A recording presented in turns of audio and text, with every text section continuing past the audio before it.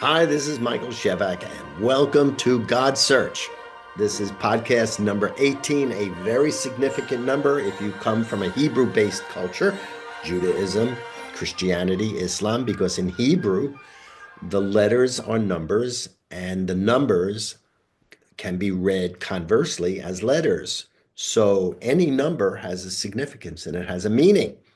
The number 18 is the number for life, right? Life, chai, right? Chet Yod spells life and is the number 18.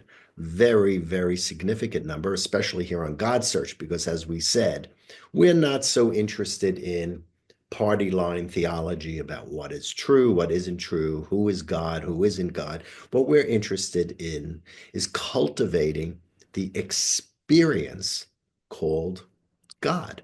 And that experience is the experience of goodness that includes truth and unity and the correct use of your supernatural power to sow and reap good things.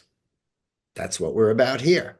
So we're going to continue this. Now, relationship priorities are really significant, just like the value priorities we already discussed earlier, because you have to farm them, generally speaking, in order of succession. The most important one, relationship priority number one, was you. You got to put yourself first. Two was you got to take care of another. Three, you got to take care of all others. Everyone and everyone beyond everyone. Now we go to four. Relationship priority number four includes future generations. Wrap your head around it. We said in the previous discussion on relationship priorities that we're not discussing everyone. We're discussing doing good, thinking good, speaking good for all. For all. Now, all as we discussed, we can't know about.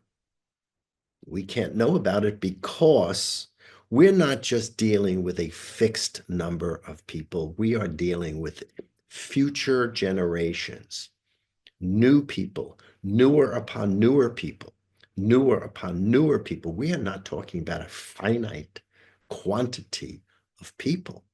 We're talking about infinite people. So relationship priority number four is about doing good for future generations, not just yourself and other and all others that you may know, but future generations who are unseen, unknown, unfelt, and unimagined at the present time. It's extraordinary. Now, it's interesting. In the Bible, whenever they go to war, whenever Moses starts to command people to go to war, they start to count the number of people. Up until that time, they're not counting the number of people. They're just flourishing in nature. They're being born. They're expanding. You have a continual expansion of human good.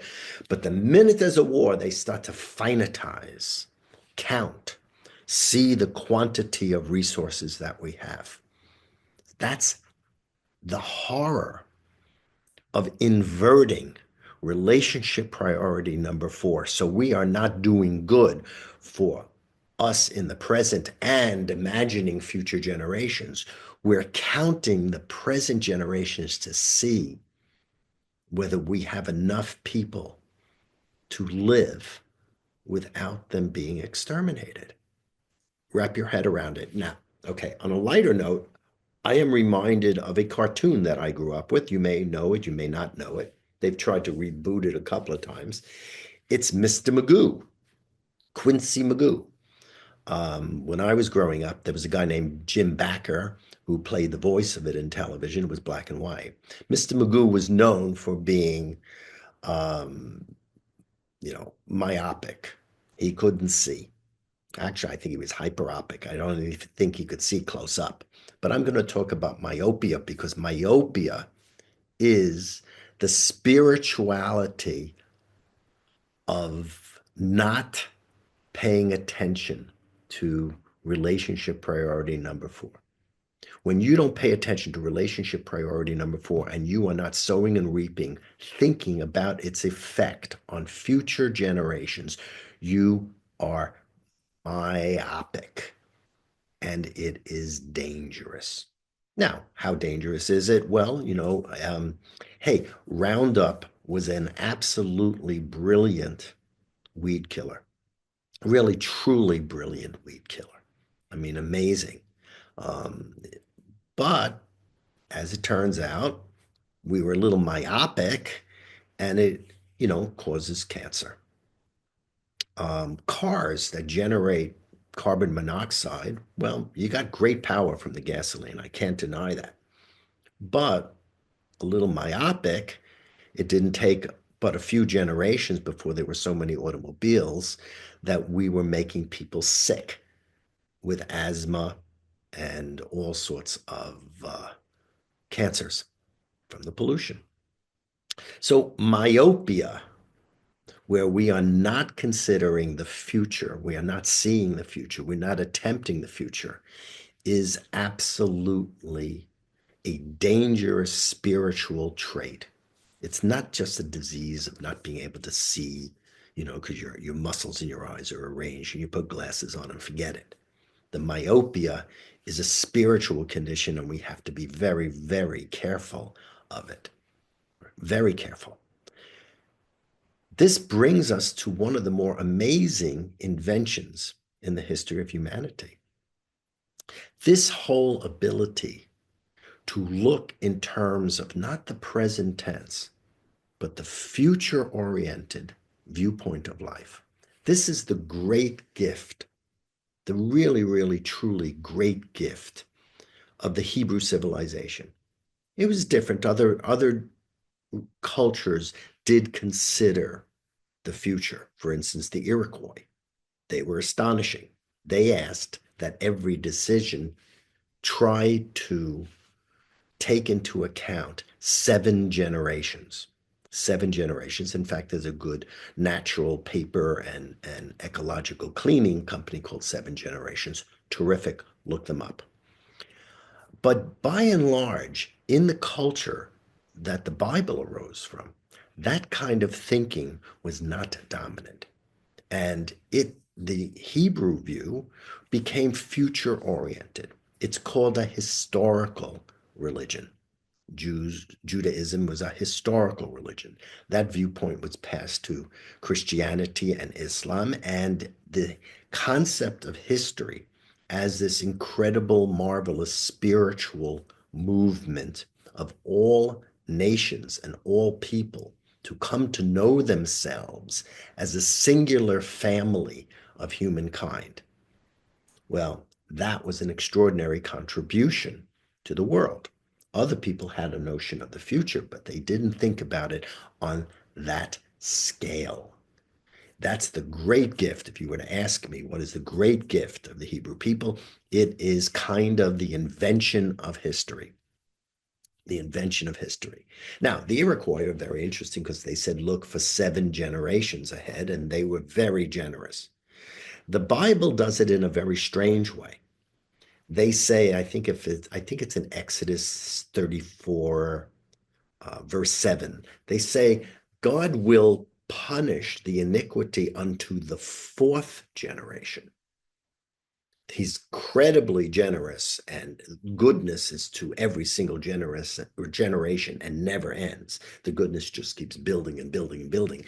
But if something goes haywire, the punishment is to the 4th generation. Now, when you look at this Bible verse out of context to true spirituality and some true sense of natural law, it looks like you have an incredibly vindictive God. But that's not the case. What it is saying is an observed fact. When something becomes unaligned and we use our creativity in a way that is destructive to creation, or if we use our creativity in a way that's destructive to ourselves, for instance, we become alcoholic, okay? It takes 4 generations for the miscreation, right? To breed itself out. 4 generations to breed itself out. In fact, contemporary psychological tools such as genograms have shown that this is true. It's an observed fact and reality. Be very careful when you read the Bible to put it in the context of religion and not put it in the context of creation and reality, that we actually live in every day, because you will see that if you put it in that context of life, that many of the things that seem like dogmatic, vicious behaviors on the part of God are really statements about the nature of how life works for good through the tool, the literary tool of personification. It's like the laws of nature are given a voice, and that is the voice of God in the Bible. And it's oftentimes, if you pay close attention, you'll see God is saying, well, this is my way. You are to rest. Well, all creatures need to rest because this is how creation was designed. So the literary tool of personification, if you don't believe there's an actual God who said these things, and you don't believe that the Bible is exactly a recorded fact, which is a divide between liberals and conservatives and all that stuff. Even if you don't believe that, but if you view the Bible as expressing the laws of creation on the earth, how reality works for good, okay?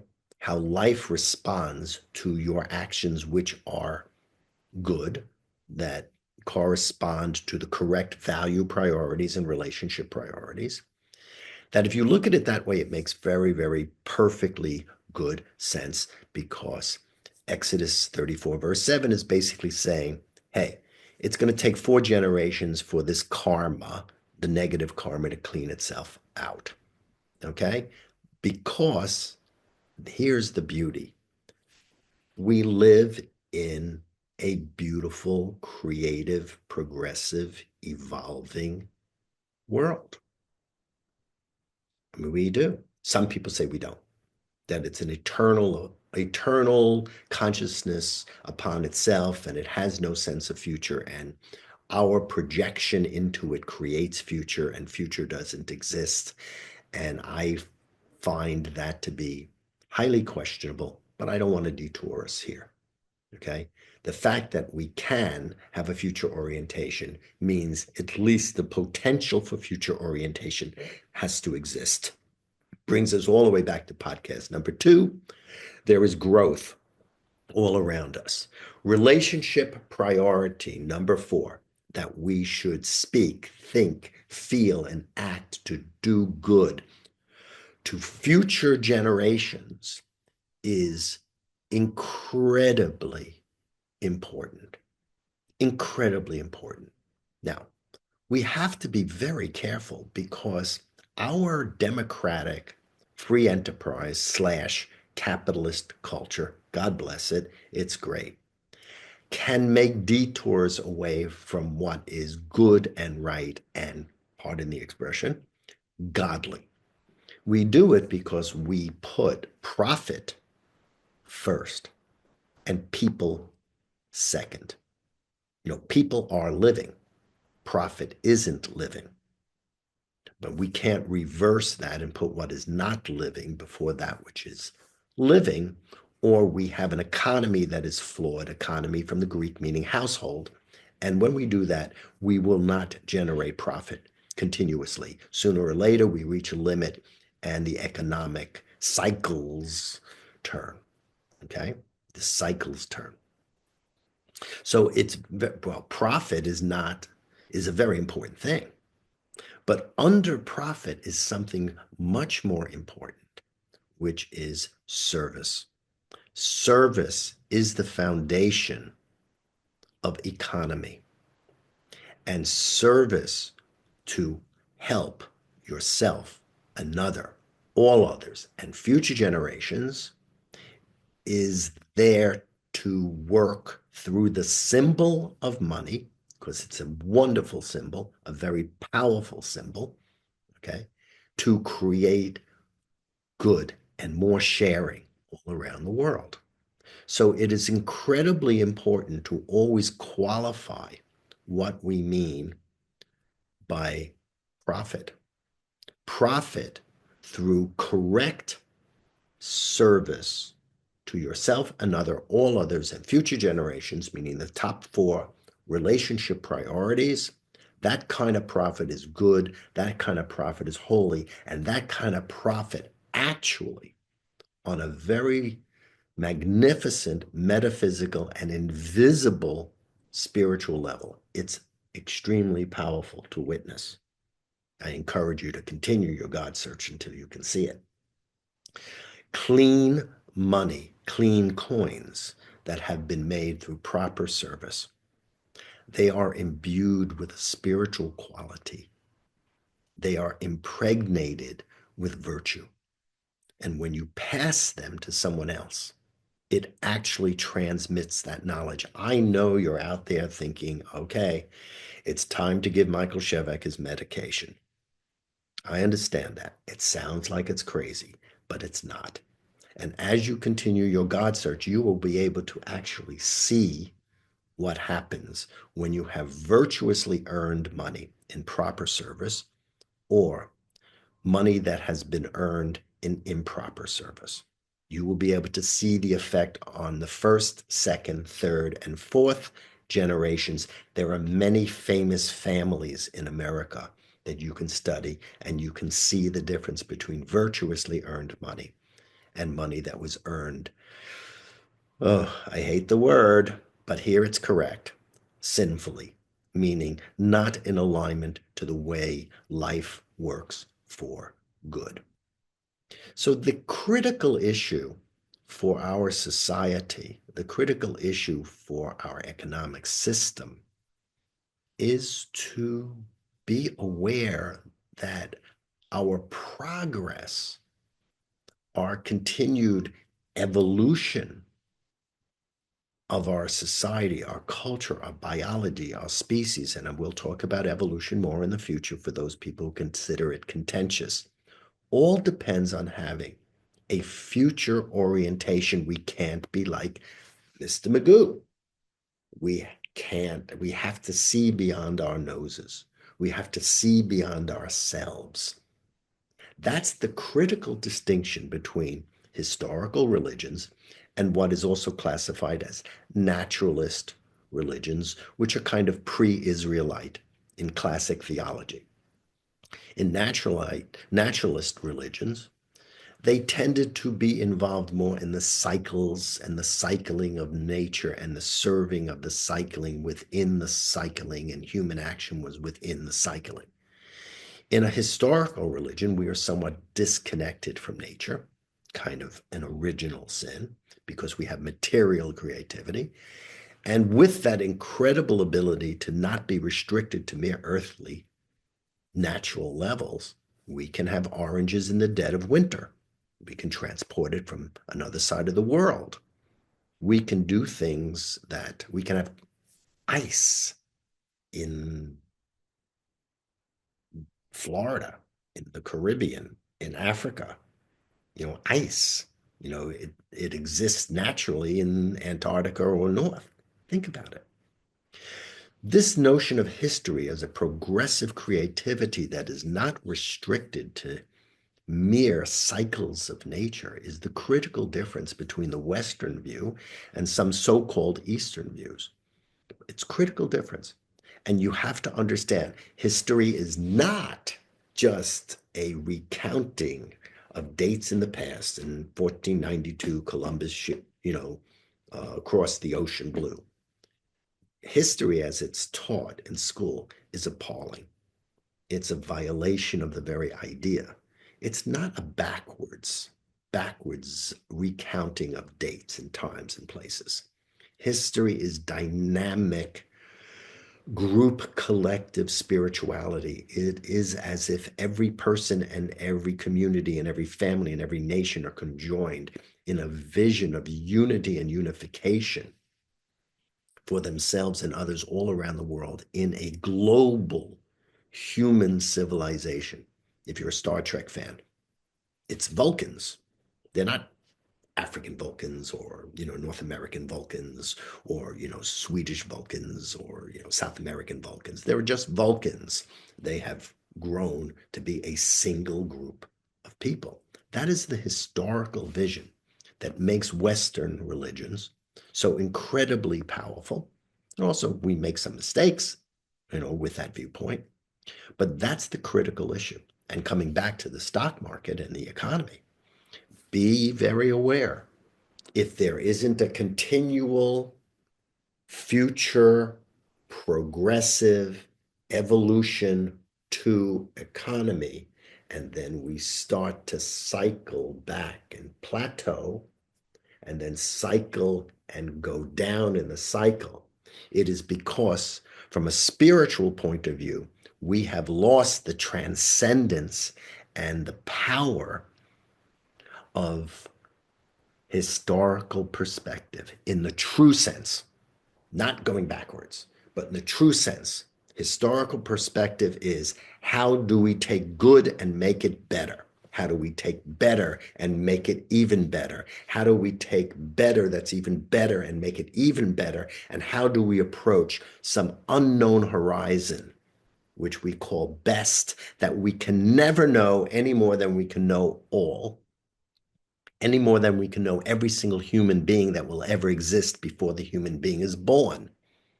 The ability to start with good or the experience of God and expand that to better and better and better and better, ultimately believing, though it is not provable, that there may be this entity that is best. That's the whole secret to the messianic perspective, the eschatological perspective, where there is an end time, where human progress reaches the point of perfection. As my teacher would say, perfection is a highly problematic concept, and I think he's right. And we're going to discuss that later on because it really does make people a little foo in their heads. But for the time being, just take in the notion that relationship priority number 4, with its focus on the future, is one of the most radical, amazing, astonishing consciousness shifts, a consciousness shift that has ever happened to humanity. And it's not stopping merely on the new global humanity that is taking place as our society becomes kind of transnational, not transnatural, transnational. We're not paying attention to little nations anymore.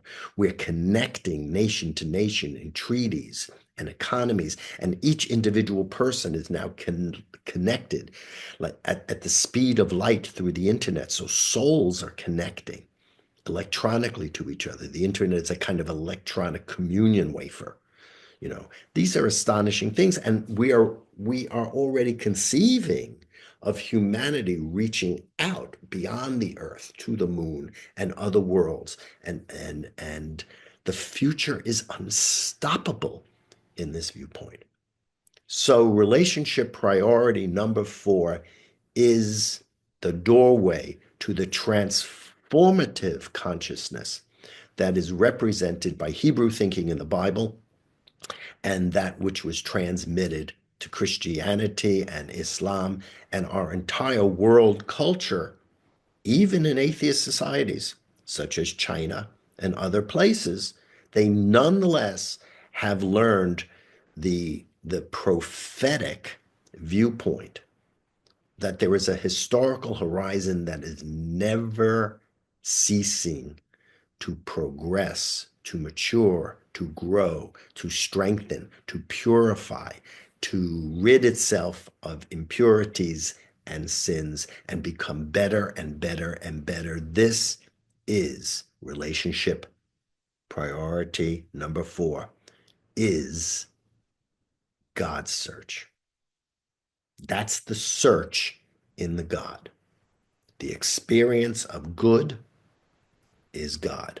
The search is relationship priority Number 4, look at your life. And where it is not working, you are not thinking in terms of the future, the evolution, what you can become, what you can achieve, what you can learn, and most importantly, what you can share, how you can serve, how you can spread your personal influence, relationship priority number 1, to another, relationship priority number 2, to all others, relationship priority number 3, and that includes relationship priority number 4, but expanded in an infinite way to all human beings that may live in the future. And by the way, not just human beings, which we'll talk about in the next podcast when we go to relationship priority number 5. So take this in. It's most powerful. And please go to yourgodsearch.com. There's some publications there. Write me a note. Let's talk. These are powerful, transformative concepts. They are not just concepts. When you take them in and you start to live them, there is a spiritual power.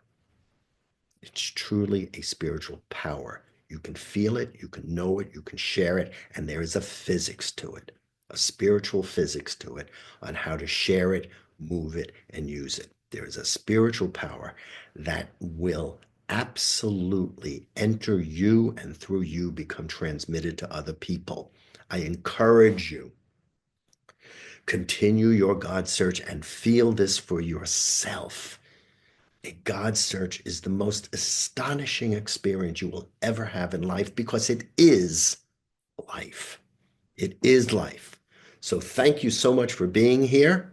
Uncover God, discover God, and please, if you have had bad experiences from teachers who weren't reaching your soul, all right, I hope I am, by the way.